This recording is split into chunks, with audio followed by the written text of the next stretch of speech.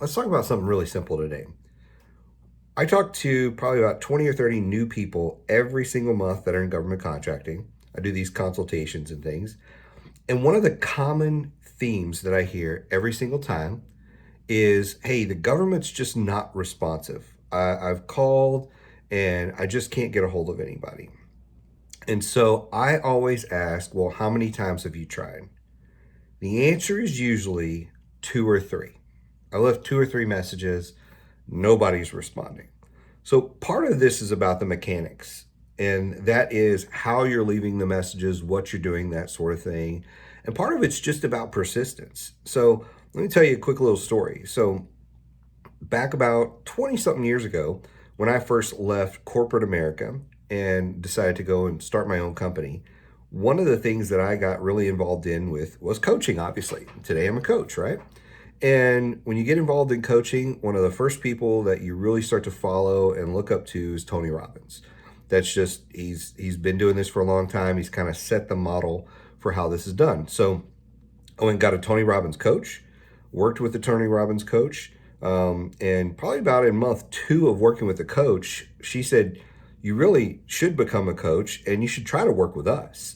And so I don't know if you know this, it's extremely difficult to get a job with the Tony Robbins Corporation. So I didn't have a lot of experience or any of that kind of stuff. She said, hey, it may take you a year or two to get some experience and that sort of thing.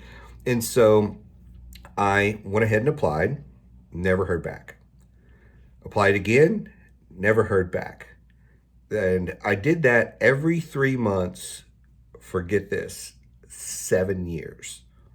Every 3 months for 7 years, I would reach out to them until finally someone reached out and said, hey, we've got this new business division. You'd be really good in the business division.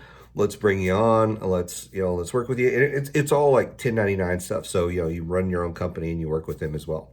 And so, but 7 years of every 3 months reaching out, sending emails, that sort of thing. I'd check in with her. I'd check in on their website. I'd, drop my resume in every 3 months for 7 years. Now, I'm not saying that's how you do this in the government. It's a little bit different, right? But it's just the same amount of persistence. I knew that I wanted that, and I had to keep chasing it.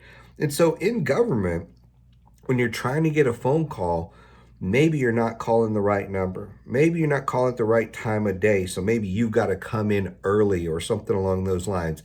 Maybe you need to change up what you're saying. But two or three messages, just not enough. Are you following it up with emails? Are you following it up by connecting with them on LinkedIn? Are all your messages about you?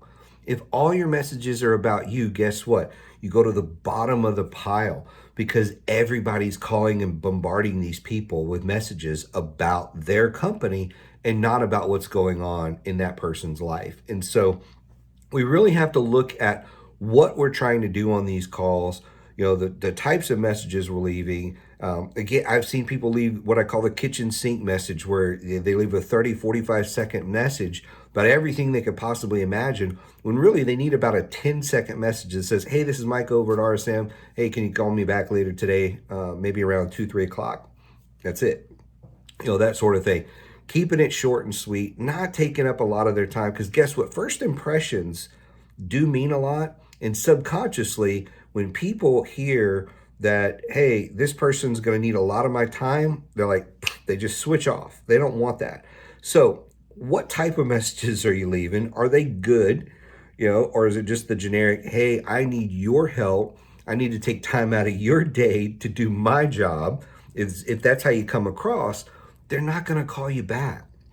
And so you've just got to get better about the mechanics. That's one. But the other thing is you can't give up after just 2 or 3 times. Because guess what? Even if your mechanics stink, after about 15 or 20 messages, I'm going to call you back. Now, we don't want to leave 15 or 20 messages. In fact, I recommend, if they haven't called you back after the first message, a lot of times I won't leave a second one. I will continue to call but not leave messages until I just eventually get through to them. And part of that's about changing up when you're calling them and that sort of thing. But it's about the persistence, because how many times is enough? Well, how many times does it take to get there? There's no set number. So you can't just say, hey, it's going to take 3 times, 17 times, 25 times. It takes as many as it takes. And that's the bottom line. So if you have questions, as always, reach out to me. Love to talk to you about it. Catch you later.